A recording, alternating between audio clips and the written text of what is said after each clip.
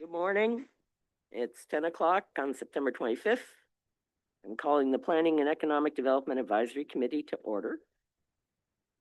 We begin this gathering by acknowledging and celebrating these traditional lands as the gathering place of the First Peoples and their ancestors who are entrusted to care for Mother Earth since time immemorial.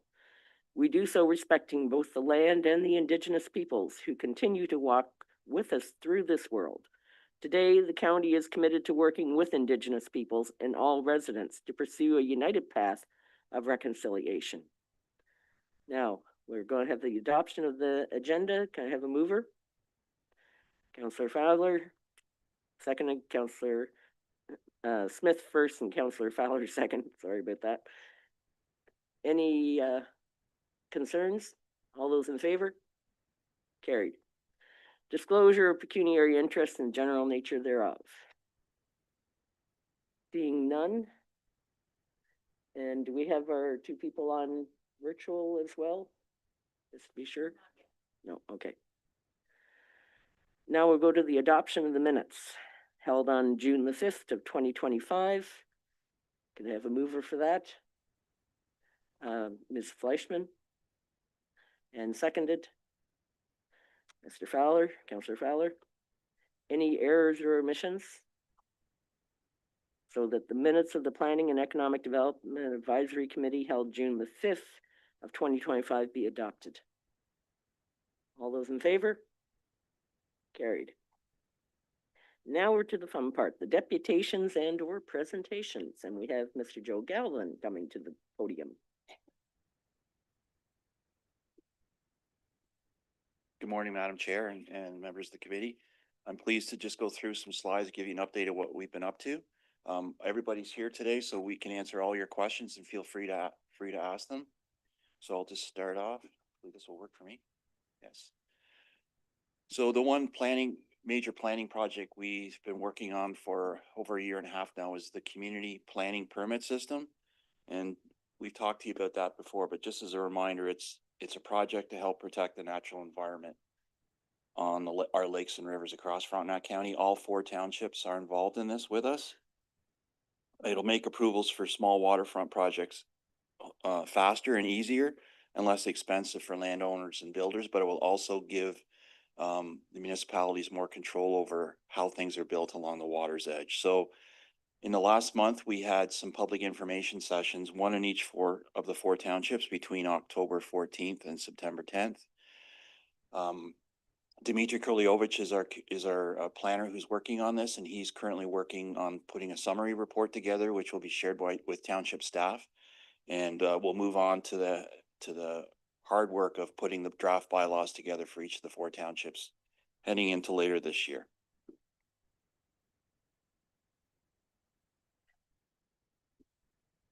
And this doesn't work.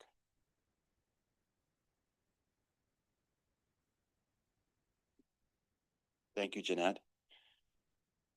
Natural Heritage Study update. So when we started working on the first official plan for the county, a regional plan, one of the foundational pieces was making sure that we look at our natural environment not by each artificial municipal boundary, but the whole region. And this was the first study. It was done in 2012.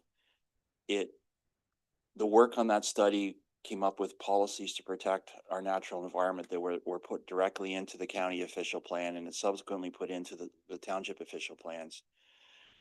We are updating that. There we go. Just a reminder that of the 4,000 square kilometers we have, almost 3/4 of it is water, streams, wetlands, forest. So obviously it's a very important project. Our department issued a request for proposals earlier this year, and that closes on October 9th. We expect the consulting team will be hired by November, and there will be substantial public consultation. The one difference, and this is about learning more about Frontenac over the years, the previous study was more focused on what the province protects. Like, let's protect this particular wetland or this provincially significant wetland. But what it is missing is the bigger picture. What's more important to protect across the region so Frontenac can kind of be what it is now 100 years from now.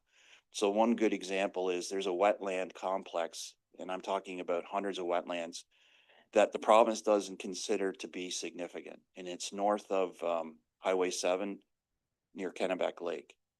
But that whole complex together, when there's major storm events, it stops flooding on the Salmon River. It holds back water like a sponge for days.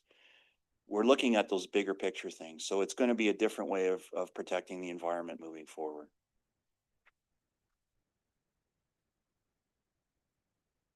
Just a short note on the communal services. So our utility, Frontenac Municipal Services, has just put up their website. Looks really good. I want to thank our GIS department. They went up, put the drone up in the air, and we've got some good shots of different communities. I encourage you to take a look at the website. They're also going out more in the public. So last week in Ottawa was the Ontario East Municipal Conference. Over 350 attendees from all over Eastern Ontario, either municipal politicians or some provincial staff and township staff, and they had a booth set up. And I guess for all the work we've done over the last 8 or 9 years to walk into that conference and see that it's really happening, it's great. Like we are leading Ontario. We really are about trying to keep our rural communities in place. So more positive things ahead over the next couple of years. So Frontenac official plan. So it was a 4-year process, but Township Council adopted it in May. Ms. Bolton has been leading the review. Since that time, we've been working with township staff and holding meetings. Just giving you a heads up that we expect to bring a recommendation to this committee at your next meeting on October 23rd. We're having a final meeting with township staff in the next week. We probably will ask to go to a South Frontenac Council meeting before October 23rd, because there are going to be some recommended changes to the plan. Nothing significant.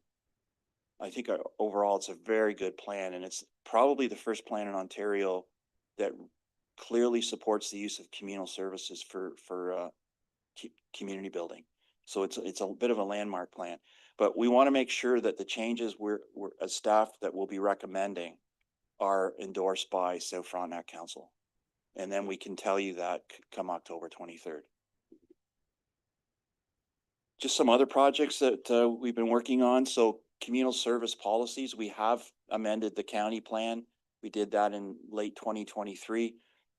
There were some public information sessions in Plevna and Charlotte Lake this summer to talk about this idea. And we're currently working on draft amendments to those 2 township plans. Additional residential units. So we're working right now with North Frontenac. We hope to deal with the Frontenac Islands in early 2026. Severance review for Central Frontenac. So Township Council had directed planning staff to look at amending the plan to add an additional severed lot for the policies. And Sonia was in front of Township Council this past Tuesday. We recommended that they add that additional lot, and there's a lot of reasons behind that. So that is moving forward, and we're looking at preparing an amendment to the Central Frontenac plan. And then the North Frontenac Community Improvement Plan. Recently, Township Council asked to start reviewing that, and so Sonia is currently working with township staff on that, and we expect some changes to be brought back to North Council early in 2026. Now on our economic development side, so this summer there's been a lot of activity out on the road. A business networking event was held near Charlotte Lake at a lakeside retreat at the end of July. As you note on the slide, 44 people in attendance, very well attended. And Debbie is working with Ann Pritchard of Frontenac Business Services. They're driving up and down the county. Most recently, this week you were in North Frontenac to look at North Frontenac parklands, but they're going all over the county on a monthly basis. The Opens Farms event, and again, Debbie's here to answer any questions in more detail, but it was successful. It was held the weekend of September 5th. It was mostly focused around the farmers market in Harrowsmith, but there was also the annual plowing match near Sydenham, and over 1,000 people attended. Debbie's currently working with farmers and report will come back in November about what open farms should be next year moving forward. And then the municipal accommodation tax, the MAT tax, Richard has spoken to you about this already, and we have direction from county council. We've hired a consultant to look at moving this forward and getting more feedback. So there are open houses starting on October 29th. Now that date for Marysville has been changed. The date is correct, but the time is 12 until 3 instead of 11:30 to 1. But hopefully we get a lot of people out to talk about this, to clarify exactly what this project is and what the benefits are. And also note that there's a virtual open house on November 13th. And again, Richard's leading that and he'd be happy to answer any questions. The healthcare project, kudos again to Debbie, over 300 hours of her time so far on this, most recently in Montreal. I put your attention towards upcoming local community working groups. September 29th is a virtual session. That's next week. And October 7th is in person in Verona. Do you need to register for that? You do? Okay. And how do they register? Online through Engage Frontenac, there's a registration button to let us know, and then we share the discussion points for the meetings as well as the link for the virtual session on Monday. Thank you. Thank you, Debbie, and thanks for all the work you've done on this project. The annual business retreat at the RKY camp is happening on Tuesday, the 21st of October. Again, congratulations to Richard and Debbie for making this event what it is. There's no slide presentations, just a gathering of businesses. There's formal discussions with the whole room, but then there's a lot of breakouts, people just sharing information. It's a really good day. You're all welcome to attend if you want. Just let us know. But it is a very, very positive experience, and the businesses have told us that. And then the business awards, now before they were always held at the RKY camp, we've changed that now. It's a different date on Tuesday, November 18th. We don't have a location yet. That will be confirmed shortly. Nominations opened this past Tuesday, and they're open till the end of October 20th. So if you have, please let people know about this. And if you have any businesses you want to recognize, please let us know. K&P Trail. A busy summer. Richard, can you explain the bottom photograph with the ATVs? Sure, Joe. So that's you can see the ATV that's the side by side that's furthest to the left there has some lights on it. So this was the light up the night ride where I guess about 44, I think it was, ATV in side by sides went from Piccadilly up to Sharbot Lake, to the Sharbot Lake Inn. They had dinner there. They were in and out in an hour apparently. Wow. And and then they turned all these lights on their vehicles to drive down the trail back to Piccadilly. And they assured me that they would be, and that they were off the trail by 10 o'clock when we recommend everybody's off the trail. And so they're excited to repeat this in October, and it's going to be easier because it's darker earlier. That was a great event, eh? Yes. Yeah. And then again, Richard's been busy physically on the trail, working on keeping it up and running. There's a bridge replacement going to commence in North Frontenac on October 25th across Antoine Creek. And then work continues on rehabilitating the trail north from Snow Road to Wilbur, and that will start to happen in 2026. Yes. I just want to say something. I have been spending time on the trail this summer. Well, So I know really, I hadn't discovered it, and I thought every time we talk about it, why am I not going out? And I had mentioned we should all go out. Maybe the next time we all go out. But I've been cycling, believe that, even not just walking on it. I'm getting off point here, but it's a fabulous trail. And for people who don't know more about that trail, it's unexpectedly fabulous. My partner is in the Whitby area, and there is nothing in that area that compares, even though there's a whole lot of forestry up there. your trail is spectacular. How you keep it, you maintain it. The people on it are nice, congenial people. Like they're respectful to the environment. Everything I've seen on the times I've been out, I just want to say you guys do a great job, and whatever you need help with to market that, I will help you emphatically. Oh, thank you. We might Okay. take you up on that offer. Yeah. And speaking of marketing, again, at the conference last week, there's Richard. Talking about this rail trail loop proposal, which is, you said at the conference, so I'll say it. It is the first looped trail that will be built in Canada. Like, we think so. We're gonna go with that anyway. Looped rail trail. Yeah, so Richard can provide you more details about that, but the presentation was very well received. And certainly the flagship part of that loop will be the KNP, because right out of the gate, when we started building the trail, we committed to making it, we called it the 401 of trails, making it accessible, you know, putting amenities on the trail, wayfinding signs, and I appreciate your comments, and I think it's gonna have an impact on tourism. Once that's connected, it's gonna start to really take off. But yeah, so again, thank you for your comments. Okay, Councillor Fowler? Yes, just a question regarding that. A large part of that trail is restricting motorized vehicles. Is that problem going to be solved where people can use the whole trail with their motorized vehicles as well? So the rail trail loop is a product that's geared towards cycling. So the marketing and the efforts around this loop and this specific experience is geared towards cycling.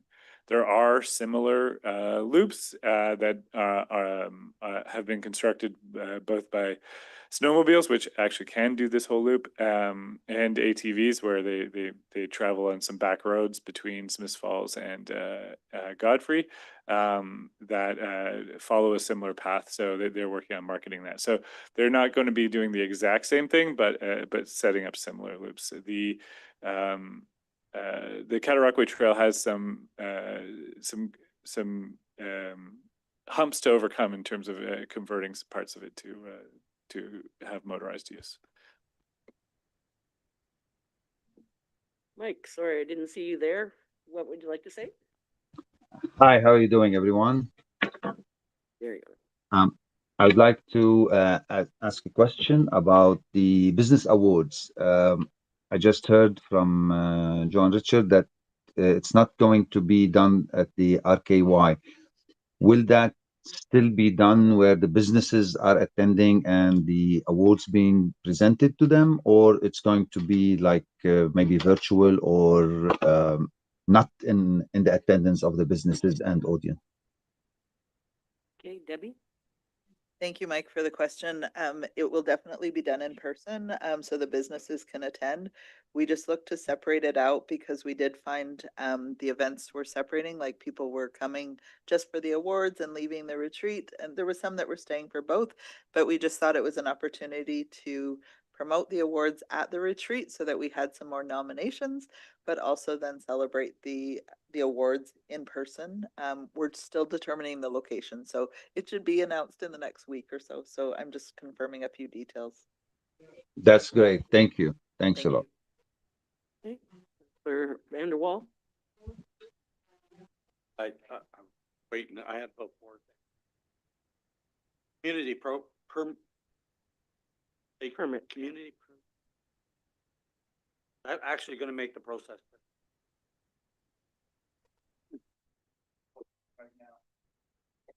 My apologies, I forgot to turn my microphone on. Yes, it will, because right now, if you need an approval, a planning approval for an addition on your cottage or a rebuild of your cottage, you have to go through the committee of adjustment, minor variance, potentially site plan approval. So you've got to file the application, you've got to get on a committee agenda, you then have to, if it gets approved, there's an appeal period. It's minimum 3 months, minimum 3 months. Now, the bylaw will have a threshold in it, basically say if you're only adding 5%, for example, then staff can look at it. The bigger ones have to come to council for review, but it will speed the process up. So just as a caveat to that, and you don't have to commit yourself to it. I looked at committee of adjustment agendas. They're basically down to about 3 things. And because all lot approvals are already automatic if they meet the conditions. And I've been having the discussion of saying, do we need that large committee? Or could we just do some of this stuff at council, because the hard ones, like you say, still have to come to council? No, that's a good question, and so I'll give Central Frontenac as an example. That's exactly what's happened with the delegated approval authority, which has made a big difference in getting consents approved that aren't controversial. Originally, so at Central, it's council who's the committee of adjustment, but they had separate meeting. And they said, why are we doing that now? Because to your point, they're only dealing with 2 or 3 files, so they have it at council now. Okay, the official plan for South Frontenac, it says that it might come back here in October, but you want to go to the councils first. So does that mean it probably won't get done this year, or will it? If it comes to this committee on October 23rd, it'll be in front of county council in November Okay, for approval. and then is there an appeal period? Yes, there or- is, yeah. So that's important that's a good question. The appeals aren't filed to the township. They're filed to the approval authority, which is county council. Central Frontenac added a lot, and you always told South Frontenac we could never do that. I knew you were gonna ask this question. I'm So, sorry. I'm asking, why can't we do it? Well, it's, Oh, yours was only 2? Ordered? I guess I would just say it's not, and I'm gonna ask Sonia, I mean, I don't want to spend half an hour on this conversation. We'd be happy. There was a lot of background work done to consider adding 3. The one thing we've asked Central to do as part of this, which they don't do now, which South Frontenac does, is they don't test for water. And we're asking that, you know, with climate change and everything, depending on the lot size, that's an important issue to know that you got a buildable lot. So that's part of your recommendation, correct? Okay. The only other one I had was, I wanted to make a couple comments. ATV and snowmobile partnership, I think, to the owner's point there, though, it's been a positive, I think, for the trail, because they actually advertise it a lot. They actually, especially the ATVs, have been really busy on not only monitoring it, throwing stuff off, kind of policing it, and I think they're trying hard. So I think that's been probably a positive. Yeah, we plan to bring a report into this committee in November, talking about the partnership agreement and the benefits that we've seen this year because of it. My only other comment is I wanted to nominate a business, but I didn't want to put my name to it because I don't think that's fair as mayor. So I think I submitted it, but I didn't like the fact that I had to put my name on it because I didn't want that to skew something. The names are only seen by us, and it's just really intended so that we can communicate with you if there's a further question. We don't share that with the scoring committee. It's not shared publicly with anybody. So it's the scoring committee receives the nomination and the business name and the information with the nomination, but the personal information associated with it is not shared with the scoring committee. Okay. Any other questions? Yes, Councillor Fowler.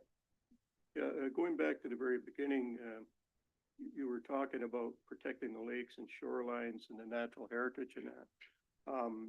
Is it important enough for the official plan for the county to override a zoning bylaw amendment?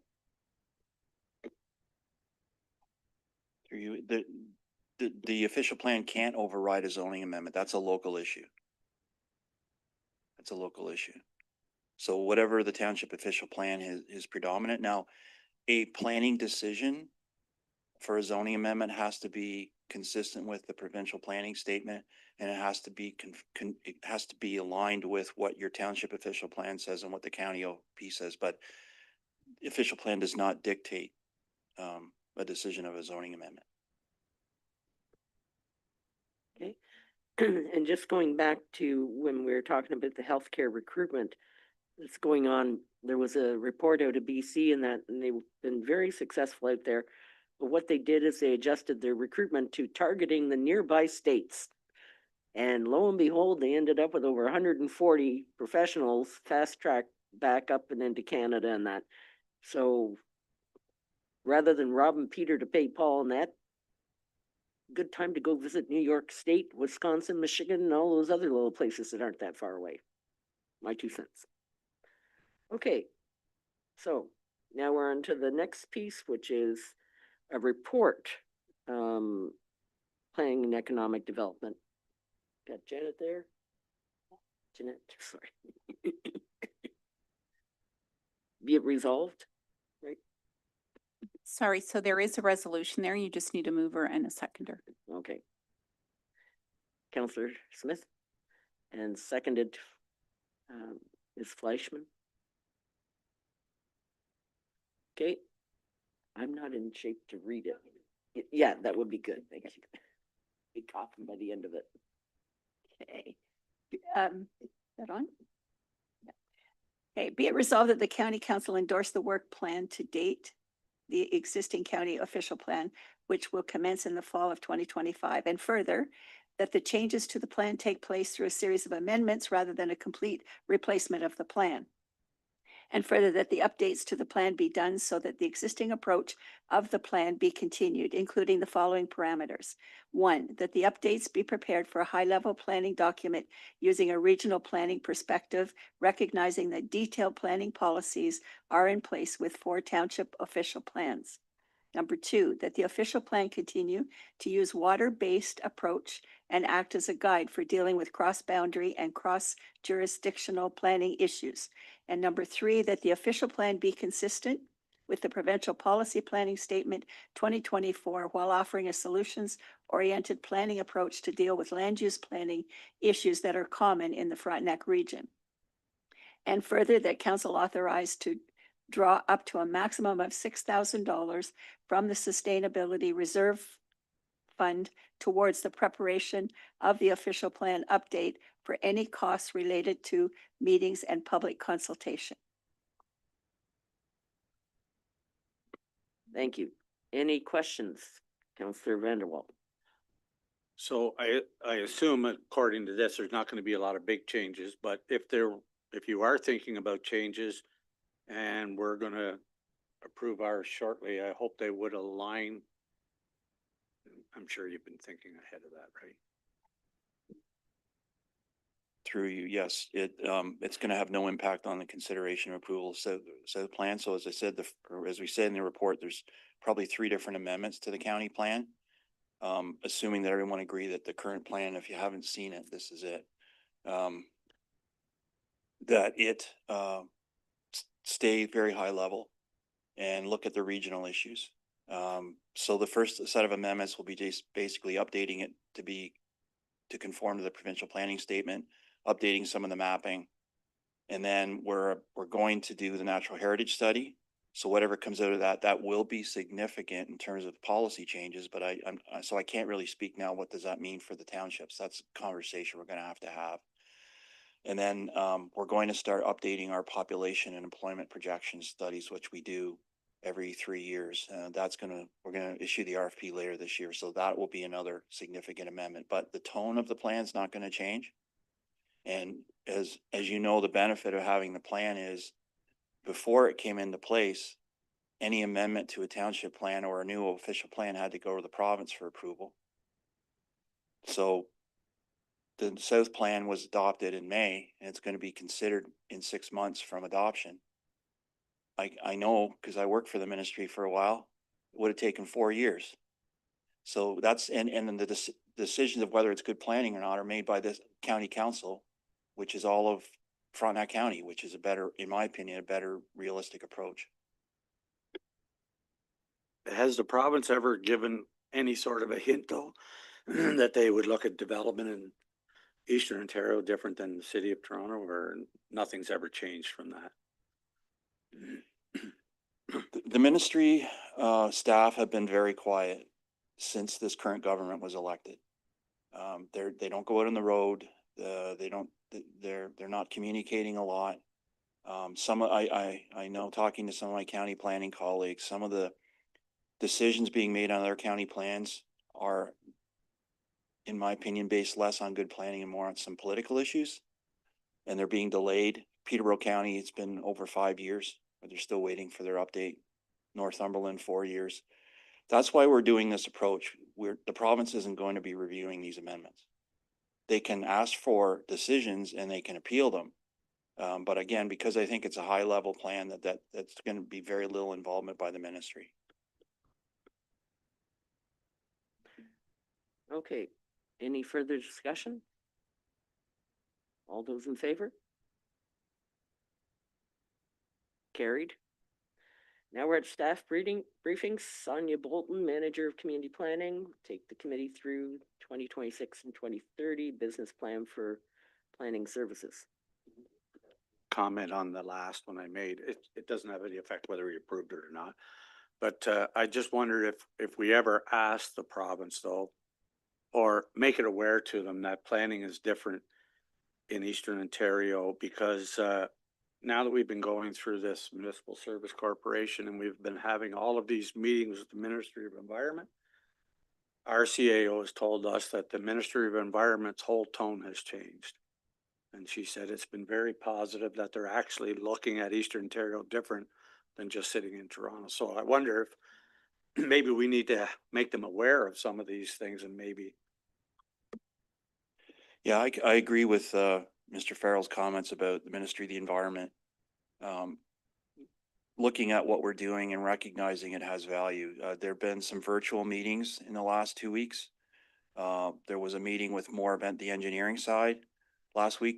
We didn't have anyone attending, but one of the people who helps the utility with Clearfoot Engineering, they attended, said it was very positive, and Frontenac was brought up. Now, I was in a meeting yesterday, along with the CEO of the Municipal Services, Mr. Bromberg, and Kevin, and they asked us the same questions. And it just was a reminder to me that we are leading edge, and the province gets it. My takeaway, and maybe Kevin wants to say comments here too. My disappointment was other planners on the call, mostly from the Western Ontario, who made comments that were negative. Communal services don't work. Everybody knows it. They're built to fail. They bankrupt municipalities. And it was a reminder, and I explained this to Ms. Bolton, that we have done so much positive work. When I mean collectively, all 4 townships in the county, to take this idea and make it happen. And the province, I think, has respect for Frontenac County, if I can say that. Did you want to say anything? I can just add, well, Joe talked about some of the negative comments that some of the others had on that call we were on. We were able to, through Justin Bromberg, our CAO, Joe, myself, and Louise Fragnito, the CIO of South Frontenac, we were able to kind of pitch our message about how we're trying to do things differently here in Frontenac, and it was very well received. And even the conversation kind of turned after we started providing some of the solutions and not just the negatives and the risks and all that. So we were able to kind of turn that conversation throughout the conversation. Well, if I could add to that, when we met in Toronto with the Minister of Housing or whoever it was, the first thing he said to us, what about the liability? And that's the same thing everybody's thinking about, but nobody has realized that we've addressed the liability by creating the Municipal Service Corporation. And that was the first question he had. And when we explained it to them, he goes, oh, okay. So anyway. The next step of shovels breaking the ground in Verona is huge. It's going to be a really positive step forward that will show people that we have got our act together, and particularly builders, to bring interest into Frontenac. And I think that by different levels of government committing the kind of money that they have so far, the one I guess isn't knowledgeable yet, but they're willing to support it somehow. So. Okay, thank you. And I do hope that we have a different history than some of the municipalities that were on the leading edge of communal services that had that bad experience, and that sometimes being the fast follower, and that we've corrected the errors. And I really hope that that's going to be the case. The proof will be in the pudding. The utility keeps meeting monthly on best practices, solving these problems. It's not easy. but they're answering all the questions about financial liability, about what kind of systems do we want to allow to be built that are well built and don't fail. That all of those things will be answered before the first developer arrives. So again, I congratulate our municipal leaders for saying this is a good idea. Let's go with it. So, because nobody else will. We really went out on a ledge, and it's going to help everybody. Yep. I'm biased when I say that, but And some of these systems have a 30-year track record. Yeah, and that's the beauty of being one of the fast followers. We aren't at the very precipice that some of these others took their leap of faith before the tweaks were made, et cetera, and that. So the ones that you're dealing with seem to have a better track record. So we're optimistic. All right, thank you very much. and I will just introduce our business plan, and then I'll turn it over to Ms. Bolton. This is a 5-year business plan, and I ask you to remember that. So as we go through this discussion, County Council will be dealing with the 2026 budget, but all of the departments have a 5-year view. So as we go through this and there's some ideas you think we've missed or should be considered over that 5-year period, please let us know. We'd appreciate that. This is the first time this department was created 14 years ago, or 11 years ago, pardon me. First time we are not going to County Council to ask for any projects. And having said that, on behalf of the department, I would like to thank this committee for their support in recommending to County Council that we bring on another community development officer. Council did approve that in 2025 budget for a 3-year contract. So we have to show that there's value to this position, and that'll be then judged by County Council in 3 years. But we appreciate that the committee endorsed that idea. And with the things we're moving now in tourism, there's a lot of value in having that second or third person, pardon me, in economic development for Frontenac. So as I said, this is a 5-year business plan. So our goal by 2030, not knowing some of the obstacles that may pop up, whatever, is to have the KMP trail finished. The county official plan will be updated and working fine. The Verona housing project will be built, and it'll be the flagship for communal services development, and it'll bring in other private sector interest into Frontenac County. In the last year, some of the things that we've accomplished, over half our work on the planning side was county big picture related, which hadn't been possible in previous years. Once COVID started, we were really working a lot of time helping the 3 townships we provide planning services to. So that's a big thing. We're about to start the county official plan update. Thank you for endorsing the work plan. Debbie's healthcare initiative. And then the KNP trail, I believe Richard has told us that there were over 200,000 visits in the last year. So that's a success story. So our goal is to ensure that our planning advice recognizes the rural character of Frontenac, is proactive, like the communal services project, and collaborative with all 4 townships. And then to promote economic development that will benefit citizens, businesses, and visitors to the county. And with that, I'll turn it over to Sonia. Thank you. And while Sonia's coming to the mic, I'm going to hand the meeting over to Councillor Vanderwall, and that I've got a medical appointment that I probably should attend to. And that, I'm sorry, I'm going to have to miss your presentation. I have read it though. Thank you. Did you have any last questions? Like if you had anything wrote down? No, I'll catch up at the next meeting. Well, thank you. Good morning, Mr. Vice Chair, members of the committee. Thank you for the opportunity to present to you our draft business plan for the 2026 to 2030 timeframe. So really the presentation's in 2 parts. I'm going to talk first about the regional and county projects that we are working on, and then I'll speak to the township projects that we have on our plate. So the first is the community planning permit system. So that is currently underway. As Mr. Gallivan had said, we did a whole round of public information sessions. We've had a survey, which I think is still active online. We're about to close it. But our intent is that by the end of this year, we will have what we're calling the bylaw template to a point where staff is satisfied with it. We're going to have it reviewed by a legal representative. And then we're expecting that early next year, we would bring it to this committee and then to county council for endorsement. And it's not actually passing the bylaw itself. We're creating this template that once it gets to a certain point, we're then going to ask that it be distributed to the 4 townships. And then each township is going to make its own decision about when and how they move forward. And they can take the bylaw and make changes and tailor it to fit their municipality in the best possible way. So once that's done next year, we've got a good working group right now with staff at the county and the various townships. We expect that to continue. It might morph a bit in terms of who is on that committee, but we're looking at working collectively at figuring out, okay, what does the administrative process look like? Because this is going to be a slightly different process for everybody than what they're currently used to. And there's new documents that are going to be needed. So new application forms, new permits to be issued, all sorts of templates.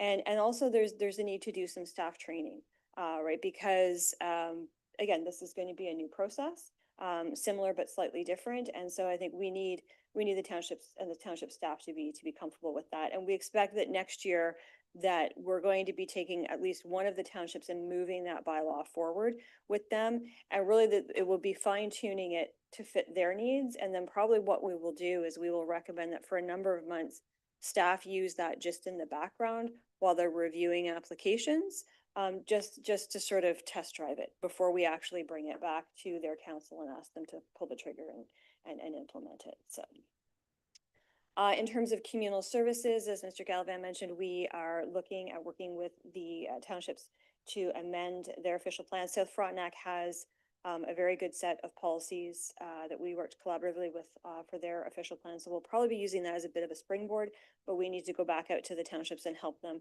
draft something that specifically works for them.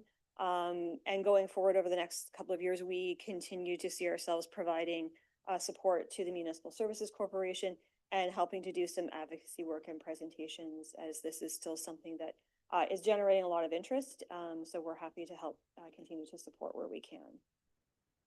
Again, thank you for endorsing the official plan update. So we are going to be doing, as Mr. Gallivan said, a series of amendments and that is strategic.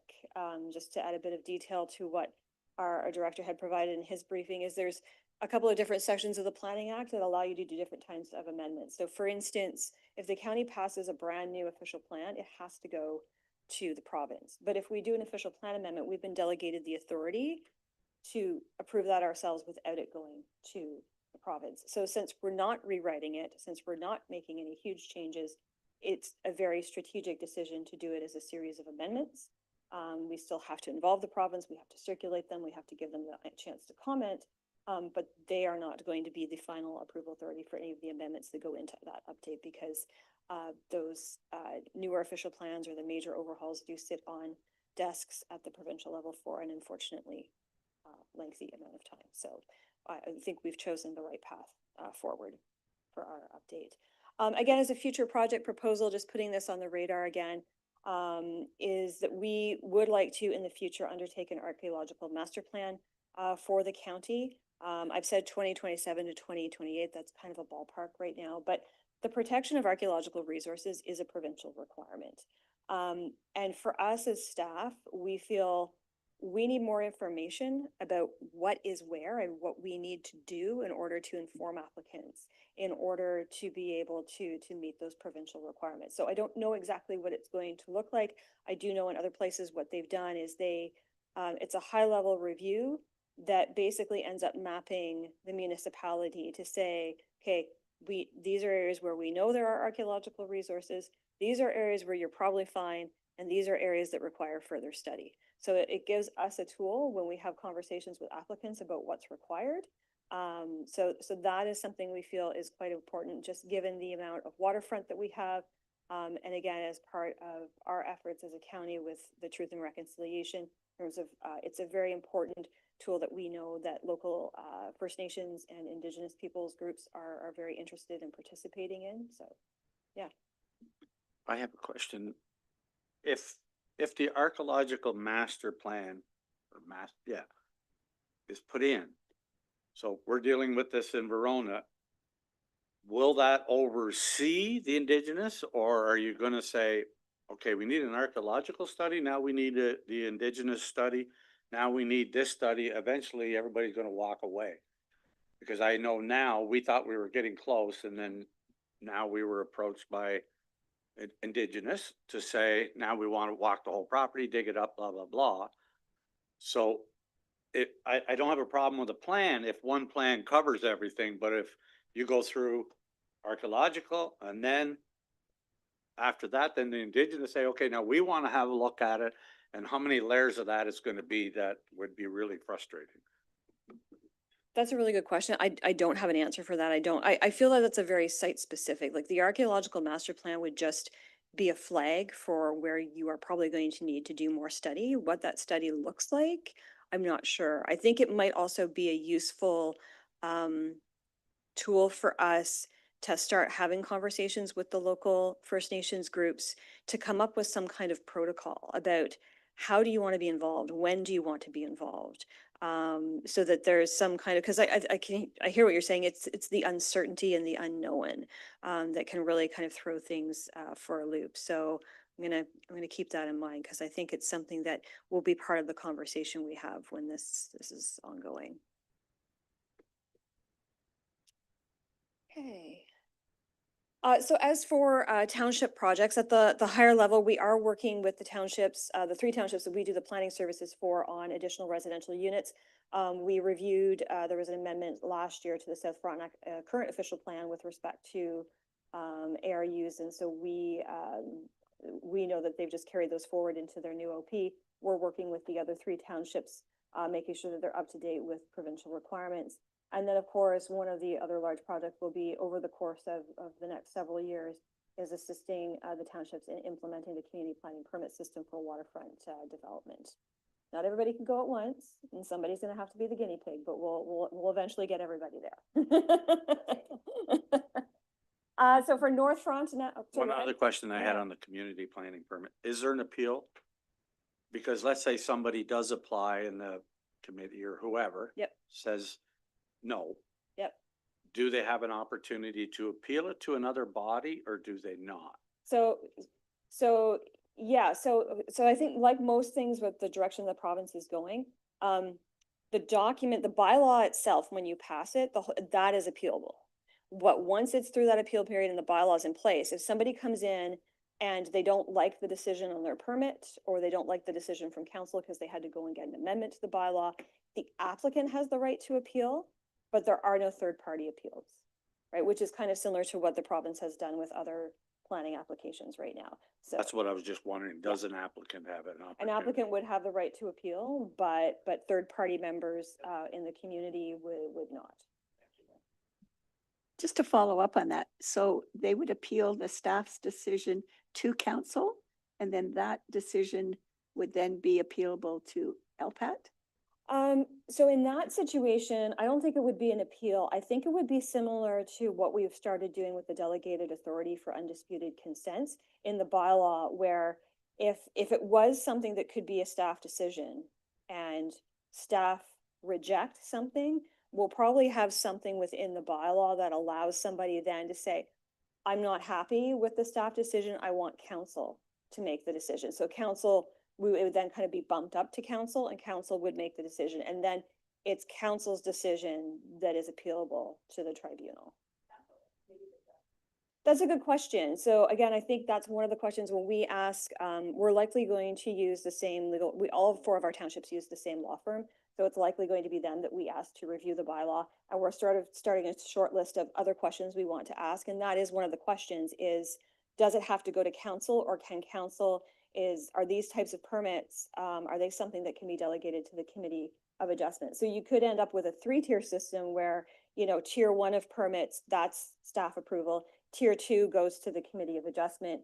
And if it's above a tier 2, then it's actually an amendment to the bylaw, like it would be a zoning bylaw amendment, and that goes to council. So, and each township can decide how they want to structure that. But that question about committee of adjustment, we are going to get a legal opinion on that, because I think it's possible. I think it makes a lot of sense for most of the municipalities, but we're gonna find out for sure.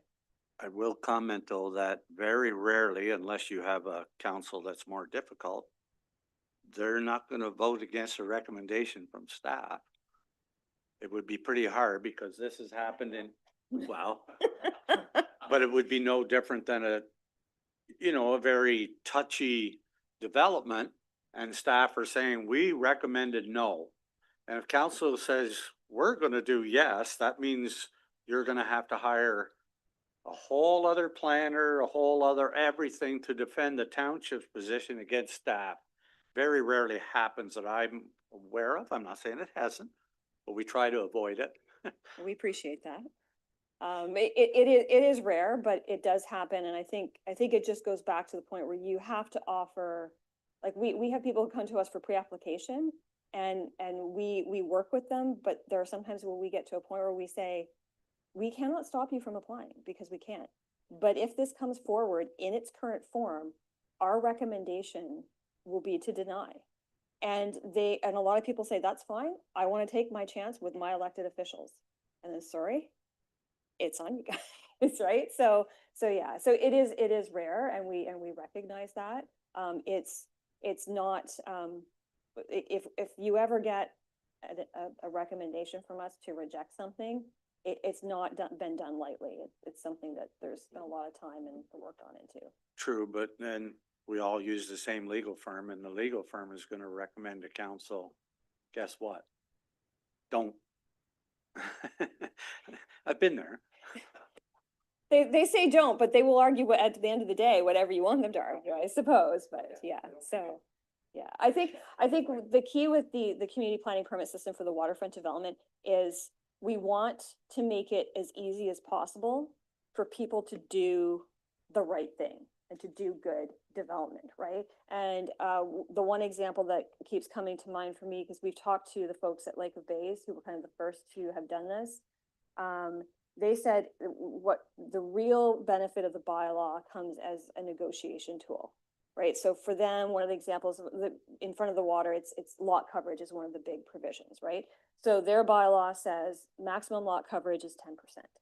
And then the bylaw says staff for a tier 1 permit can vary up to 12.5%. And then after 12.5% up to like 14, 15, that's a council decision, like the council permit. And then after that, it's an actual amendment. So they'll get somebody who comes in who has 14% lot coverage, and they'll say to them, well, that's got to go to council. Or you can go work with your designer and get it down to 12.5. And then it's just a staff decision. And they say 9 times out of 10, people will go back to the designer and they will change their plans because they would rather have the clearer, quicker path forward. They don't want to go to a public meeting. They don't want to wait for a council meeting. They just want to get their building permit and get started, right? So that's the real benefit there. So for North Frontenac, and I apologize, we've got some formatting issues with our slides in this room. I don't know why. I think we'll use a PDF for council. But for North Frontenac, we do know that your 10-year official plan update is coming up in 2027. And following that will be a review of the zoning bylaw. And then Central Frontenac, our main project with Central Frontenac continues to be the redevelopment of the former school site in Sharpet Lake. And then for South Frontenac, there is obviously the new official plan, which we anticipate bringing to County Council before the end of the year. Following that, starting next year, we want to start having conversations with the township about delegating the approval of plans of subdivision and condominium to the township itself, for them to do that without having to come to County Council. For Frontenac Islands, we've done a lot of work for Marysville. We do need to update the existing zoning for the village. And the township also needs a new official plan date to be determined. But I suspect at this point, given where we are, that will probably start after the next election cycle. In terms of development approvals at the county level, applications for plans of subdivision and condominium have been relatively slow this year. Most of the ones that we have gotten have been for final approvals or extensions to draft plan approval. The future level of applications is really unknown. We never know what someone's going to bring forward and when, and especially with communal services coming online. By delegating the approval of plans of subdivision and condominium to South Frontenac, that will help county planning staff balance our workload by being able to help the other three townships that we do the planning services for those types of applications coming forward. I mean, South Frontenac has a very well-rounded planning department now, and certainly quite capable of reviewing and handling those applications without oversight too much from us. So once the new official plan's in place, that's something that we're looking forward to talking to them about next year. Which sounds good, but then it puts it all on our council was my argument why if it goes to the county, at least it's arm's length from people having pressure of their residents. But anyway. Understood. In terms of township planning hours, just showing here from 2016 through to last year, you can definitely see when the pandemic happened, because that was where the peak was in terms of the hours that we worked and doing. This is specifically for development review for the three townships that we do the planning services for. So we were down to 1,679 hours last year. In terms of township application numbers, again, there's a similar correlation in this graph in terms of when the peak in terms of number of applications were. Now, interestingly, I just pulled some quick numbers. They're not finalized, but by the end of this month, we expect there to be about 108 applications for the three townships that we've processed. And that's about 115% of last year's total. Now, that being said, part of the reason is 23 of those applications came in late in 2024, and there was a postal strike. So we actually could not physically move them forward. We have to do something with them under the Planning Act, but we gave the applicants the option of having us circulate the notice by courier, which was extraordinarily cost prohibitive. So I think we had one of the 23 applicants that said yes, and that's because it only went to 3 other property owners, but most people just said, I'll wait till the strike is over. So we had to clear most of that backlog in sort of the January, February timeframe when it came forward. But even removing those 23, that puts us at about 90% at this point in the year of last year's number. So I do expect it to be a little bit higher than last year. I will say so far this year, 36% of the applications across the 3 townships that we deal with are delegated authority for undisputed consents. It's very similar. Last year it was 40% across the board. So having delegated authority for those undisputed consents has been a significant factor in why county planning staff have had more hours to turn their minds towards the regional planning projects that we work on for everybody. So that has definitely paid dividends for our time, township staff's time, as well as the applicant's time. And then risk analysis and mitigation, we always look ahead to see what could be causing us problems. It's really for us, it's delayed time in terms of getting to our strategic initiatives, to those regional planning projects. One is always, what kind of time are we going to have to spend addressing and implementing changes from the province? We have been gifted many changes from the province over the last 3 years, and I would love that to just take a bit of a hiatus. That would be lovely, but you never know. And then also the unknown annual workload related to the private planning applications, right? So right now we're running at a similar amount, 3/4 of the way through the year that we were the full year last year. So we never know. And a lot of it is based on the economy, but it's not something that's an exact science for us to be able to predict. So, I mean, in terms of a mitigation measure, we always try to continue with our process efficiencies. The CPPS bylaw will help us do that by streamlining and allowing more approvals by staff where they are minor and appropriate. And then there is sometimes the occasion, depending on the township's priorities, the need for them to perhaps retain a consultant for some of their larger scale projects if they're not able to wait for us to have that capacity in our workload. And so, not questions. Any other questions or comments? We asked them on the way through. And that's totally fine. The only other comment I'd like to make, and it's more around the communal housing or communal service, all that there. We approved a 6-plex in Sydenham, and the mayor took a lot of crap for it by neighbors. There was 45 names on a list to rent a 6-plex. And then he cut the names off because he said, I just told people there's no sense putting a name on. So I was very worried about Verona looking at a number of 100, and somebody told me it'll be gone. Yeah, and that's in rural, right? Well, and I think too, they're the different forms of housing, right? So people who want to stay in Frontenac County in their rural communities and villages, but they don't want to own a single detached house anymore, right? So offering those townhouses, semis, small apartment complexes is giving us additional housing options that were never there before. So that's very exciting to hear. And what it also does, and I know some of the people that actually called me to see if I had any influence on getting a name on the list, I've had that question before too, some developers. that's gonna open up all those houses they wanna sell. Yes, Because that is some the of them other. are seniors wanting to stay and they're still healthy enough to stay in the community, don't wanna go out of the community, but Yeah, don't yeah. want their house anymore. Well, and that's true. That is the other side of the coin, is that if we have other housing options for people to move into and they move out of single detached homes that are then on the market for, young families starting out, larger families that want to get a bigger place, all of those things. So it benefits the whole housing supply for the community for sure. Makes you kind of wonder why you didn't double the size at the beginning in the planning stage.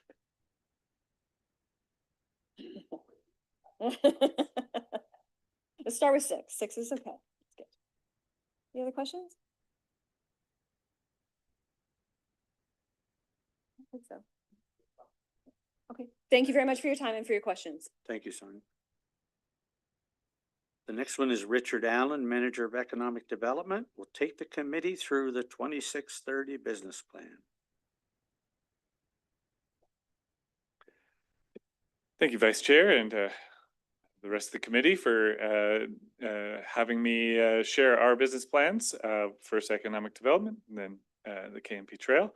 Before I get started, I do want to mention that based on that discussion you were just having there, there are economic development implications associated with this kind of density or these sixplexes or additional units. The small businesses that are located in our hamlets will see additional foot traffic because of that kind of development, and it's one of the reasons why we pursue communal services, is to be able to bring more housing into our villages or closer to our villages to support small businesses. So this is a thing that we're watching carefully, and I'll talk about it briefly as we go through the slides.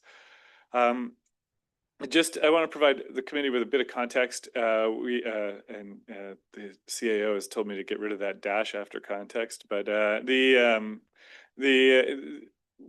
the economy is something that we like to think we have influence over, but really there's a lot bigger things happening out there in the world that are happening to us and to our businesses.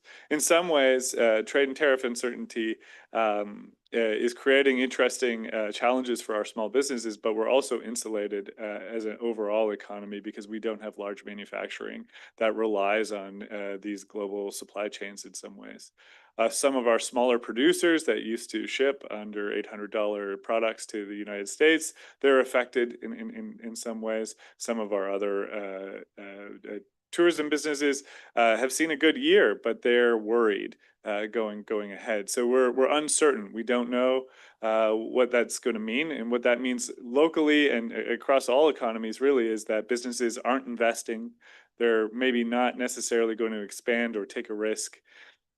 And because they're not sure what business might look like one season from now or 2 seasons from now. So that's important, and that leads to potential around inflation, interest rates, and recession risk.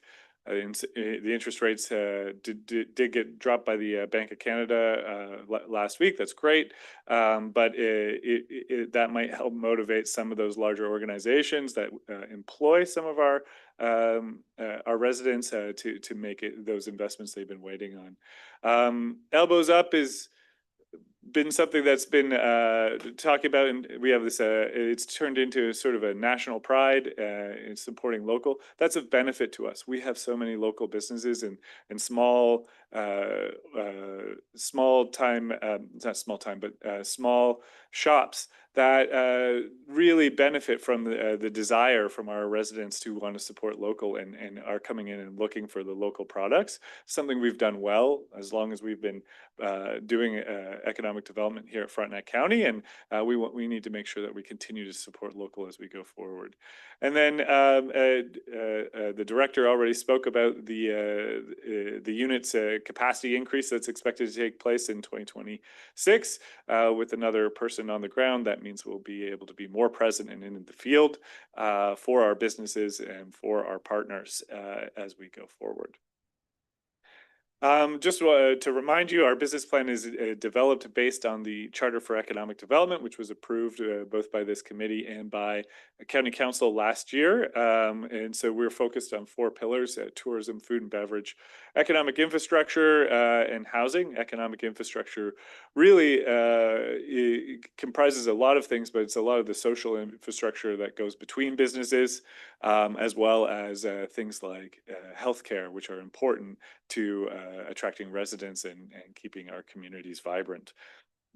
So when we look at tourism, we're looking over the next 5 years to begin implementation of the Destination Development Plan and increase very slowly at first consumer marketing efforts. So we have some websites and social media accounts that reach out to visitors, and we want to continue to have a presence and work on that. We've seen some benefits this year with doing a collaborative marketing with the regional tourism organizations. Contesting still works really well. When you give away a free couple nights somewhere, people sign up, fill out forms, participate, like and share. It's really great for getting the word out. And so we want to look at strengthening those regional tourism partnerships over the next 5 years. One of the challenges and benefits that we have here that's unique is that we have 2 RTOs that serve us. Most other destinations just have 1. The benefit to that is we have 2 different programs, 2 different types of marketing that we can tap into.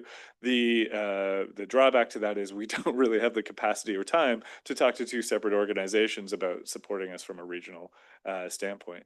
This year, we've really focused on saying, here's what we're doing. What are you doing that can tie into that? And so we've sort of reframed the conversation to be like, support our initiative instead of stop asking us for supporting theirs. And we still try to support theirs, but it can be difficult. We're integrating our tourism information into the county website, and that's again to help us manage our capacity. So for the next couple of years, we'll have tourism information on frontenaccounty.ca, but the Visit Frontenac.ca brand will point to a separate landing page that's more tourism friendly than a typical municipal site. When we finish our municipal accommodation tax feasibility work, that might influence some of the efforts or the level of efforts that we make going forward in tourism. Food and beverage lends its hand to tourism and supporting tourism. We want to continue to strengthen the farm to table opportunities that we have built using open farms over the past 8 years. We've had a number of other initiatives that are associated with farm to table, and we want to continue to connect agriculture to restaurants and support that buy local sentiment that's out there right now in Canada. There's a food and beverage Frontenac website that we've supported the Frontenac Business Services development of, but there hasn't been a lot of promotion of it, and so we're hoping to work more closely with them to promote it and strengthen its value as a reason for people to come to Frontenac County. And then we'd like to partner with the Culinary Tourism Alliance to strengthen again our food and beverage initiatives. We have great opportunities for food and beverage in Frontenac, both for supporting our residents, but also for supporting our visitors. And we need to continue to seek to attract more of those opportunities at various levels. When it comes to economic infrastructure, so I already spoke about this. This is the really community building when we look at it right now. Business development, we continue with our regular monthly visits. regular networking events and consistent requests for support that we provide to businesses, whether they're looking for support in writing a grant or even a letter of support when they're writing a grant, or whether they're looking for a connection to someone else in the community that might be able to provide a product. One of the things when it comes to trade and tariffs that we need to encourage our businesses is if they have a product that you're used to sourcing from the states that now is subject to a tariff in some way, shape, or form, perhaps we can help them find something in Ontario or a neighboring municipality. A lot of what we've done is we've either done research to find the cheapest product or the most accessible product, and it didn't necessarily matter where it was coming from before. And so now those products do exist in other places. So we just have to find the opportunities to connect them. And the whole economic development community in Ontario and Canada is working on making those connections right now. We'll continue with our business retreats every year and the business awards every year. These are great ways to grow community in our business community and to strengthen the bonds and collaboration between them. And then obviously we'll be continuing with the implementation of the healthcare in our community project as that continues to move forward. We're seeing great interest from the community when it comes to this project. And I think the healthcare professionals in the community are appreciating our willingness to facilitate and participate in these conversations that they just don't have time to. Yes. Before you go on, Richard. Chair. Mike, I see you're still on there. I just wondered if you had any comments or observation. I think you're the one most connected to tourism on this committee. What you've seen in the last year or what you think is positive or negative?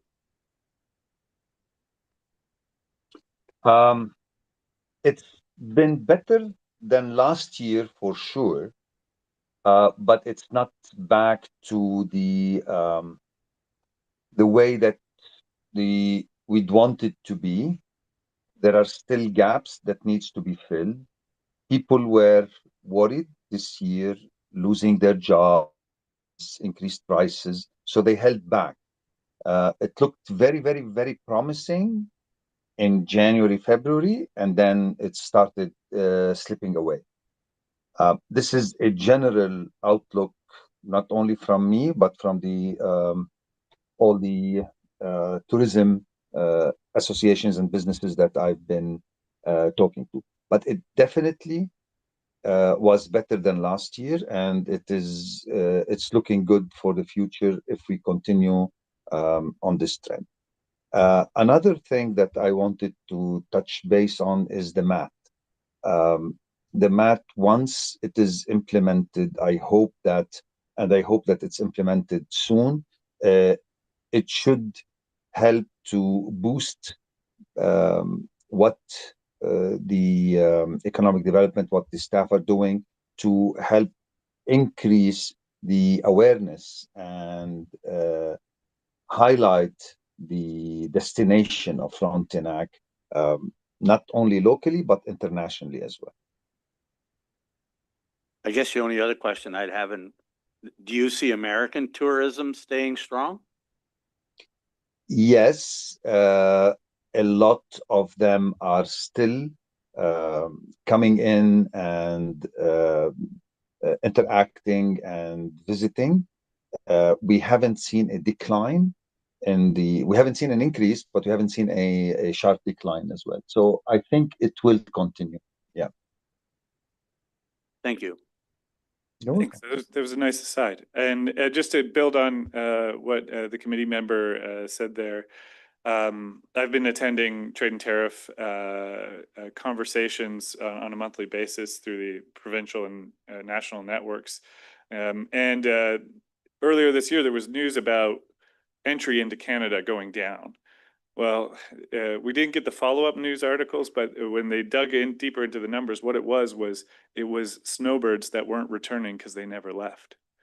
And because the American airline entries were stable. So there was a bit of a disconnect between the car entries over the border and the air entries into the country. And so what they found out was it was actually a lot of Canadians not returning because they didn't leave to the States, and so that was a big change in the traffic and an influence.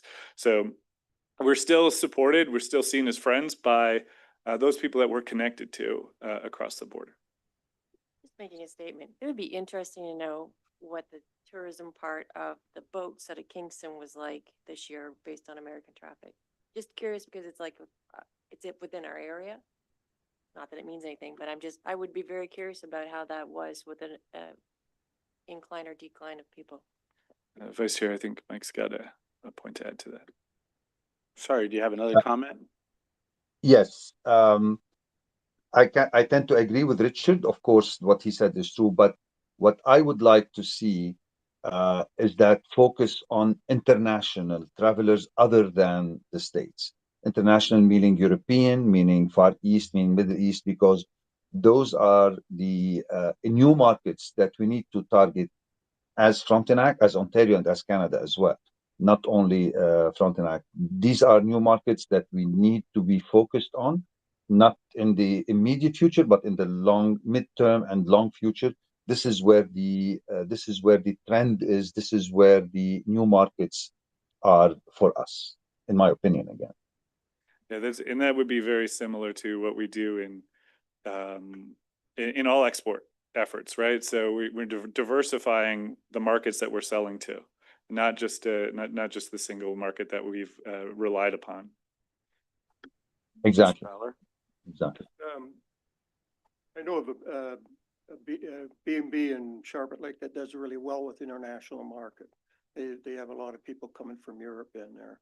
Also, there's still a lot of chatter of fear of people crossing the border just locally. And, you know, that's what we usually hear. And I don't know if it really reflects in the actual process. I'm not sure. I think it does have an effect for Canadians, but I'm not sure it's the same for folks from the US. But I'm not as clear on what's fact there, other than some of the stories that we've heard in the news. And I will say that I don't know how you advertise to those countries or whatever, but I know that we had people that we know came from Holland, and they're in a generation where they know everything already. They've already booked Airbnbs, they've already booked their car. They already used to be when they came from Holland, you had to take them everywhere. Now they don't even care. They got everything already done. So that whole generation can find all that stuff if it's available. That's right, and hopefully we'll have the resources and ability to tap into that going forward. Moving ahead in the business plan, the housing is a new piece for us to focus on in economic development, and it's certainly been of attention to all of our municipalities. We're not in the business of approving housing, but what we are in the business of is building connections in our unit. I mean, the other half of our department is, but the key is what we want to do is start to do what we do with the business retreat, but geared more towards builders and trades and municipalities, bringing them together in the same place and listening to each other, saying, what are you trying to do? What are the barriers? What are you looking forward to? Here's what we're doing on the municipal side. You know, just get some lines of communication open and so we just start with a housing and Frontenac event, and then if there are any efforts that Frontenac Municipal Services want some co-marketing on, we'd look at trying to support them as well in terms of advancing housing and different developments of housing. And I think I've already explained at the beginning of my presentation that more housing, especially more housing close to our villages, supports our retail providers, our bricks and mortar businesses, and so it's of benefit to our economy to be paying attention to this. We came at this because our business community, when we were engaging in the charter development in 2022, were saying they were having difficulty finding places for their employees, and so that's another piece that we have to consider when we're going at this.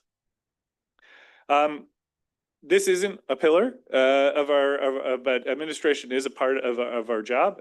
We do a fair bit of grant writing and reporting. 2024, we had over $210,000 in grants. In 2025, I'm hoping to get something similar to that. And so it's a regular piece that takes up our time, but enables us to do more in Frontenac. We also have made significant efforts to participate in township and partner committees. We regularly attend the North Frontenac Economic Development Task Force and the Central Frontenac Economic Development Committee. And we host, I don't know, quarterly, seasonally meetings with the business community on Wolf Island as well. And so we try to make sure that we're present in person out there to hear from our partners as well as our community. We also, I don't have them up here, but Debbie attends Tourism Kingston marketing meetings, the Regional Tourism Organization marketing meetings. So we're consistently out there in the community, both regionally and locally. Any questions about how we look to approach our operations and economic development over the next 5 years? I'm just going to make a comment on the grant writing, and I know what you had up there. I know our staff tell us it's a lot of work. Now, we've been lucky or whatever, but they say it does take a lot of time and a lot of work. When it's rewarding, it's rewarding. But yeah, thank you. Yeah, I spent the first half of this week and trying to make a deadline, and I did, but it was a lot of work. any other questions or comments? Yes, Miss Fleischman. You know, you're calling it a municipality accommodation tax. And when the last time we had the presentation from the other two ladies, that word it was a conversation with the word tax. Is there another way to possibly phrase that it's not, because everybody hates the word tax, and it becomes, even though you have a good incentive behind it, what it's creating for the community, people still hate that word. So would there be another way to look at it instead of calling it just a comment? It just seems like there's such a good effort behind it for the businesses and for what it brings to the community, but it sounds bad. I mean, the worst sounding is the actual language used, the transient tax. Some of our materials about engaging the community are going to be rolling out in the next week or two here. And so, and what we've tried really hard to do is frame it as a conversation about tourism. And now we have to still call it a MAT, or a municipal accommodation tax that's referred to as a MAT in some way, so people know what that is. But really what we're talking about is, how do we fund tourism? How do we support tourism? And so we're really framing this as a conversation in tourism, and we're pursuing an opportunity to provide funding for tourism and from visitors. Now, we're not sure if it's feasible or possible, but we want to engage in the community and have a conversation about that, and we'll report back. So it's hard to completely escape it, but we really are trying to frame our discussions around tourism large, and how do we proceed with it? Like, what's important to us when it comes to supporting tourism? Just on that note, could it almost be something to the effect of, I know you're not going to change all your stuff, but it could be municipal accommodation revenue to promote tourism. I think that would sound better than tax. You're right. Everybody hates the word tax, right? May I? Go ahead, Mike. From an operator's perspective, it is, once an invoice is issued to a guest, they need to know what they're paying for. And they are paying HST, which is tax, and then city tax, or the MAT. And this is international. Anyone traveling to anywhere in the world, they know that, and they accept it.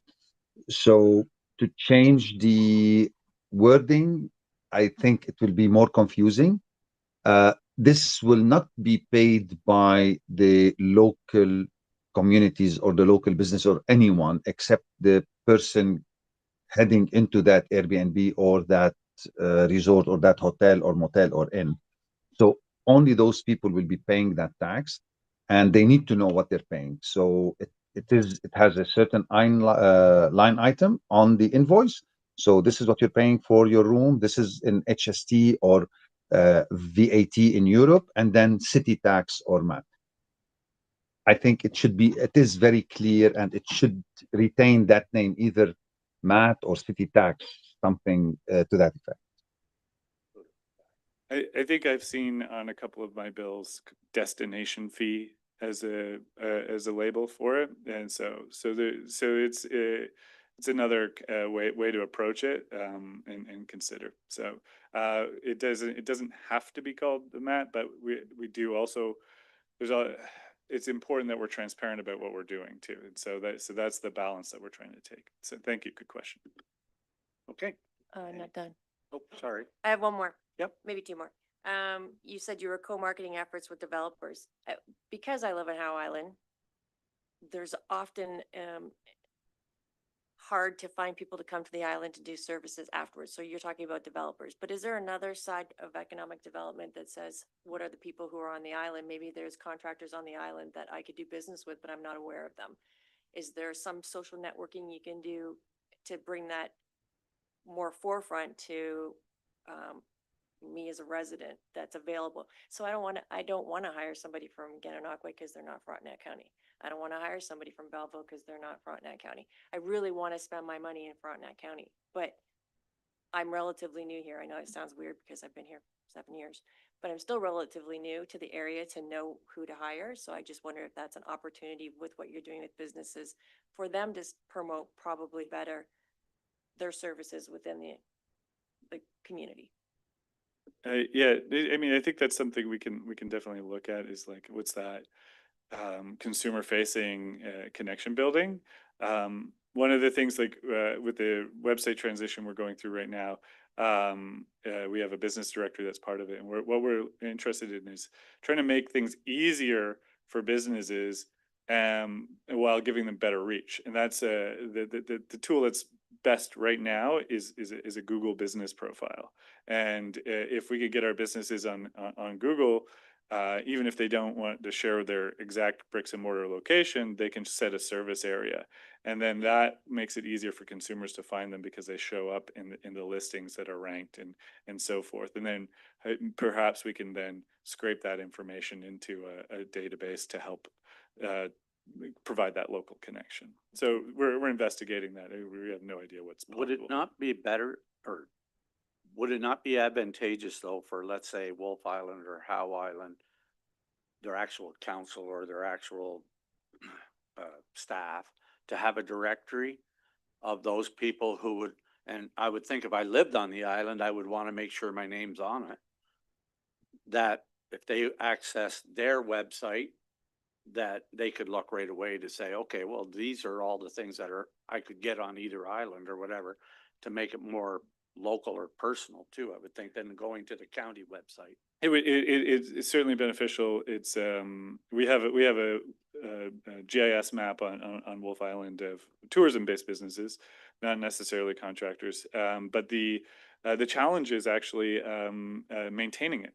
So we get the list together. It's still a lot of staff time to review, make sure that the hour, like if there's hours or whatever, or even if those links are appropriate, or those businesses are still in operation or still called what they're called. And so that takes a bit of time, quite a bit of time to maintain.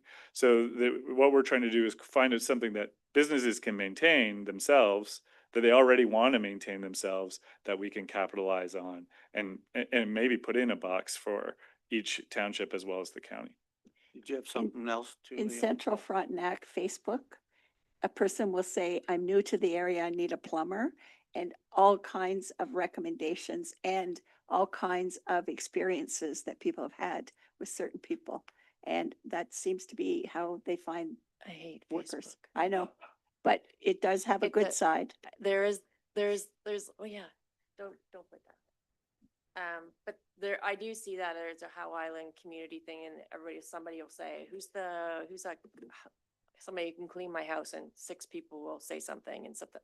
but I'm not a person who uses Facebook. I'd like something a little bit different. But to that point, another one to add to that would be real estate, Frontenac County. I want to move, but I want to live in Frontenac County. I somehow am dedicated to Frontenac County here. And I want to deal with a realtor in Frontenac County, and I don't know where to look for that.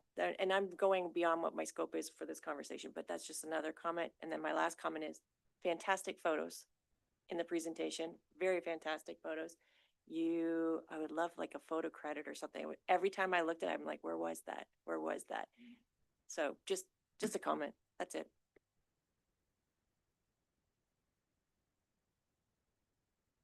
Very good. Okay, All right, well, thank you. let's move on to your really last engaging. presentation. I thought I was gonna be quicker this year, you know? Well, you're true to form. It's not my fault this time. I have less slides. I've sat through a Than I've lot of ever yours had. and you're true to form. You're All gonna right. throw over a new The- leaf on the last one. All right, so this business plan, we have a trail. It's done. Okay. I'll brief you on the KMP Trail business plan for the next 5 years. Just to give you a bit of context, we have 78 kilometers that we are operating between Orsa Road at the border of Kingston to Snow Road Station.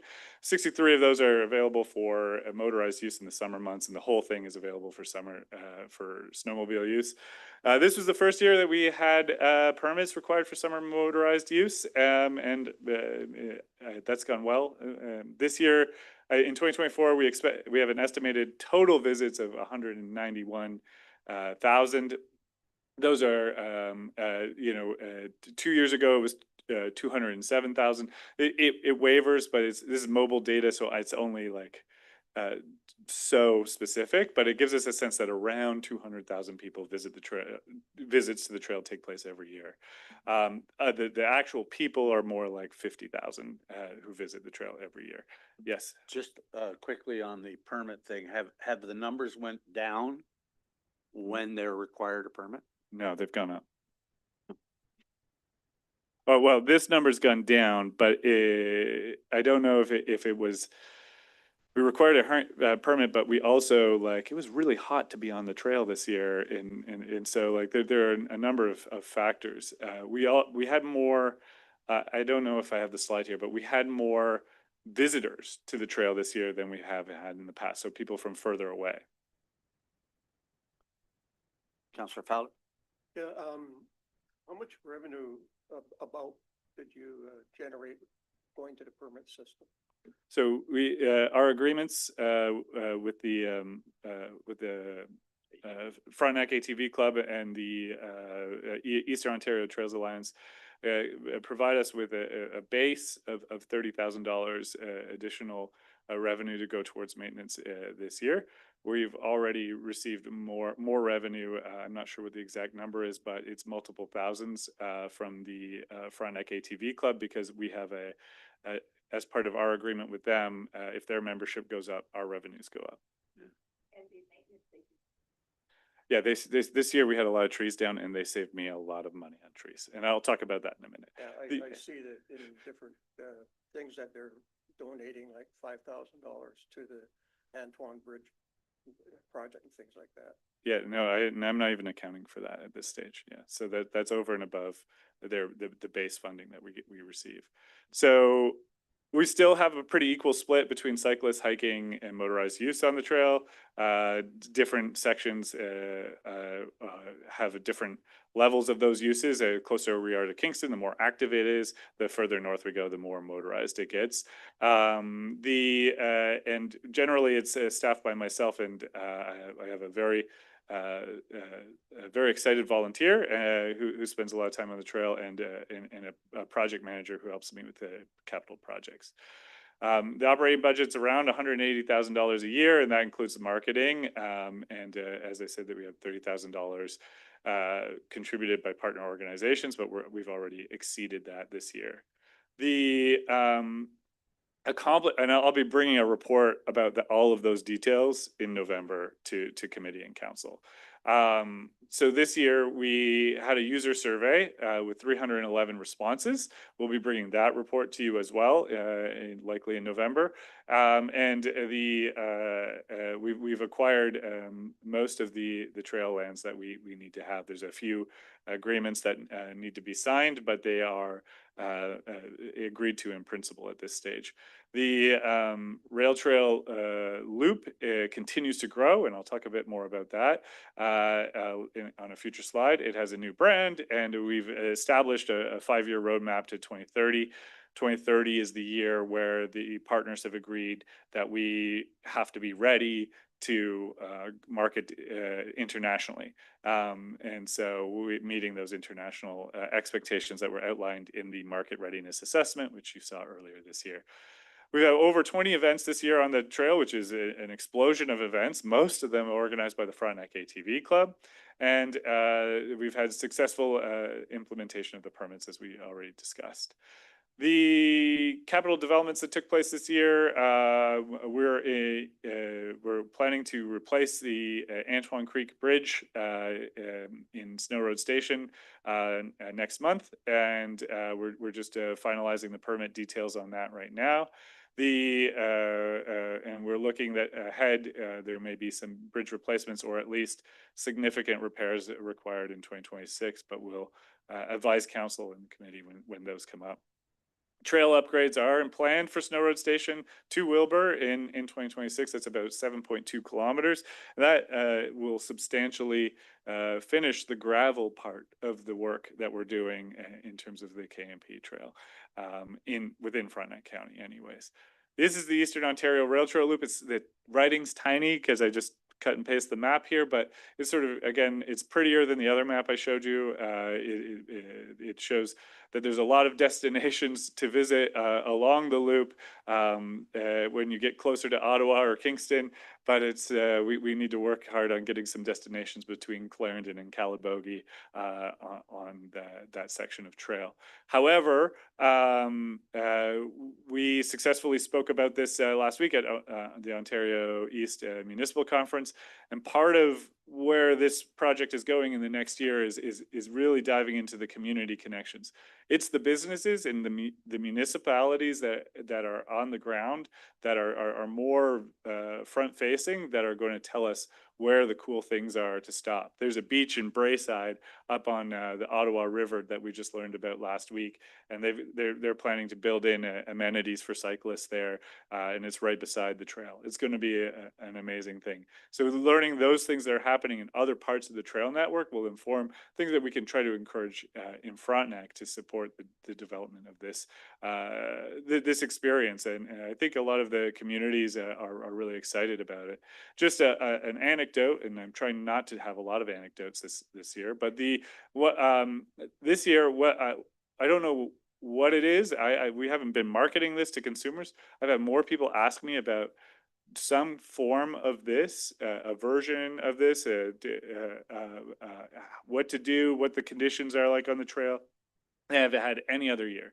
People are interested in going on the KMP, like from Smiths Falls up to Charlotte Lake, or from using the Cataraqui Trail, or they're interested in going from Napanee up to what was it, Pakenham and back, and like they're picking routes that all kind of cross through here. That benefits all of our communities because most people can't do that in a day. Now the ATVs could, the snowmobiles do that before lunch, but the other reason we picked cycling as a market thing is that cyclists have to stop more and spend money more than the other folks. And I'm not discounting the contributions or economic benefits that we get from our ATV, our motorized community. It's just it allows more communities along the route to benefit. So some of the events, these are just a few of them, because now there's so many I can't put them all on a slide. The ATV Club has run. We still had the Kick and Push Century Ride, which is the cycling event based in Charlotte Lake. This year it was really successful. They based the whole event at the Railway Heritage Park across from the former municipal office in Charlotte Lake, and so we're starting to see these. We've been trying to encourage other cycling clubs to host things and join things. And the ATV club is always willing to provide safety with road crossings or a lead or a trail, various events to make sure that that folks are okay, whether it's an ATV group or a cycling group or a running group of some sort. I had somebody say they want to plan an ultra marathon on it, and I said go for it. And so we'll see what happens. The trail user survey was conducted in the summer, during the 6 hottest weeks of the year. We still managed to get 311 responses. There was one day in Verona. It was a Saturday. It should have been really busy. It was Canada Day weekend. There was nobody. There's nobody on the trail. But and most of the responses came from the southern half of the trail. So in this survey, we were dominated by cyclists and pedestrians who provided information. We still got snowmobiling and ATV input, but these are some of the information we learned. Everybody wants to see amenities, especially bathrooms along the trail. But as the committee member mentioned earlier, our maintenance is highly praised. There were some specific requests for service for their favorite pothole to get removed, that sort of thing. And we learned a little bit about the economic activity from survey respondents. What does this mean for business planning in the next 5 years? We're probably going to have to consider or have conversations about trail adjacent amenities. Where do people get water? Where do they go to the washroom? What does seating look like? Those are the expectations of these higher level trails, and we'll have to determine a level of service that makes sense for us. To continue to enhance signage and wayfinding to capture more, and this was more to help people find businesses off the trail. So they wanted to grow that program. And we have a program in place, but they had some recommendations on how to grow that in developing standards or trail-friendly business toolkit to help businesses support trail users. Everyone's in a tribe on the trail, whether you're an ATVer or a cyclist or whatever, you're in a tribe. And when you know a business caters to your tribe, you go there. You plan to go there. This Muddy Waters is a known destination for ATVs and snowmobilers. The cyclists like going there too, but it is like a must stop because they know that Muddy Waters is loyal to their group, and it happens that way. And so having ways that you can reflect that or speak that to the community is really important when people are making those plans. As the vice chair said, a lot of people already know exactly where they're going to go or stop before they even set foot on their vacation or their trip. And so while we want to encourage serendipity, we have to also make sure that the information's out there for planning. I don't know about the more northern sections. Obviously, when you're in the more populated area, there's more things available.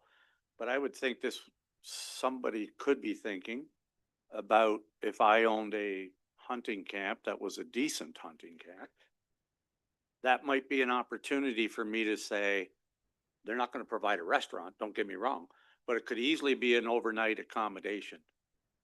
And that's a great thought. So I think if you had a place back there and it doesn't get used once deer hunting's over, but then you also need to have that there's a signage to say, if you go off the trail here for a half a kilometer, there's actually a place you could sleep at night or whatever. I think there should be opportunity for some people. Well, and you can create ways to find those on the internet before you even go, so that somebody gets to your gate at kilometer 62.7 and they know where to find the key to the gate to get into your place before they even get there. It all happens by email, right? There are lots of ways to innovate on that, and that's a great suggestion. Obviously not in October or in November, but there are many other months of the year that we could look at that. So I appreciate that. And those are the kinds of things that even when we're talking about food or water or other amenities, that's what we're looking for. I'm going to try to get us done by 12 here because I saw the mayor. So I only have a couple more slides. So from an economic standpoint, we're looking at doing some trail etiquette promotion over the next few years, teaching people how to interact with each other. What does an ATV do when it's caught behind a group of cyclists on the trail? What are the cyclists supposed to do? If there's sort of a standard operating procedure, everyone then knows what to do. A lot of people encounter horses on the trail and have no idea what they're supposed to do because nobody encounters horses anymore out in the wild. The yeah, the wild.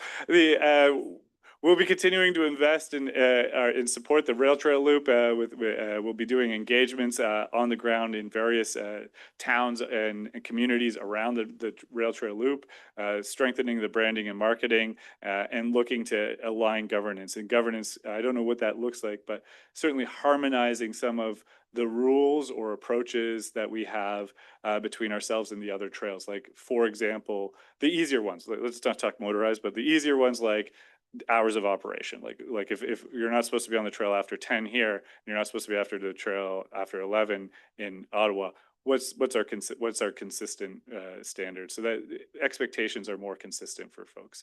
And then we'll be looking at encouraging adjacent land uses with the planning folks, and we'll be expecting in the next year or two to do some management plan updates, because we've changed the trail since we last did the management plan in 2021. Not all municipalities allow ATVs on the road either, do they still? Yeah, there are some that don't, yeah.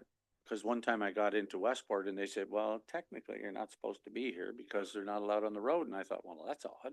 But, Yeah, but in Rita Lakes you can, so it's okay. yeah. In terms of capital, we already kind of spoke to this. We plan to rehabilitate 7.2 kilometers next year. That's contingent on the grant I wrote earlier this week. We also are going to have to do some bridge repairs based on our 2024 OSIM inspections, and they're not cheap. So we're finding ways to chase money before we come to you with a with a plan to do those. So that leads me to my risk. Capital resources. We have funded the trail development primarily using what's currently called the Canada Community Benefit Fund. That's also known as the gas tax if you've been around for a while. And we've had a certain portion set aside to do this development. We will have almost expended most of that by the end of next year if we do that project. So additional bridge work or things that are outside regular operations are going to have to come from somewhere, and we need to have a capital plan. The asset management plan that council keeps hearing about but hasn't quite seen yet will help us with that, but we need to kind of make sure we're looking at managing this risk. So we're working with finance on that. The other piece, every year, it's yellow, liability. No matter what we do, we're a municipality operating a public amenity. At some point, it's not a matter of if, at some point somebody will get hurt, and they will think it's our fault, and we'll have to address that. I will say that we have been fairly successful when people have done that so far, and that's because we follow our procedures in our management plan, and we're very clear about our maintenance priorities. On the commitment from gas tax, was there a defined time? I thought council, we didn't say indefinitely, did we? We said there was a percentage that was going for X number of years, wasn't it? Or am I not right? We set aside a specific number, and I've been draining that number basically, and so when that number's gone, it either has to come back to council to say, how do you want to do it, or whatever? Yeah, because currently, as you're aware, the county's allocation for gas tax flows through the county to the townships for their use on their projects. When we had those doublings in, I think, 2019 and 2021, we took a portion of those aside to pursue these capital projects and finish these. And so we've extended that by matching it to grants wherever we can. And so I don't know how, but we had almost the right number because we're almost there. So like the building of the trail is there, but it's this sort of commitments to like some of the trail infrastructure, like bridges. Well, and I see Sonia's going to promote the one bridge, Bolton Bridge. Is she sponsoring that? Yeah, Bolton Creek Bridge. Oh, we got 3 on Bolton Creek, so I think she's we could get her whole family named on those. Yeah, so Any other questions about the trail, in the business plan for the trail? Thank you for your patience. Thank you for your encouragement. Thank you for your questions. They always inform us in how we go forward. Well, I would just have a comment on the trail. I know that for some of us who have been around on council, probably some people think too long. It was always a challenge to figure out or say why it's important that we did it. Is there easy to put an economic number on it, but just for the comments that today from people who have never been on it or people who use it all the time, I think it's a good thing that we didn't let that opportunity go to somebody else. So right or wrong, for all the money that's been invested, I know everybody's going to say you can never prove that it paid off or all of those things, except it's an asset that you would never get back if you didn't have it. So I think it's positive. Yeah, thank you. And we'll continue to find ways to try to measure that. There are numerous other trail networks out there that engage in those kinds of measurements that we can learn from. Very good. Thank you, Richard. Okay, if there are no other comments, the next meeting will be October 23rd. And we will have a motion to adjourn. Everybody wants to adjourn. Adjourned.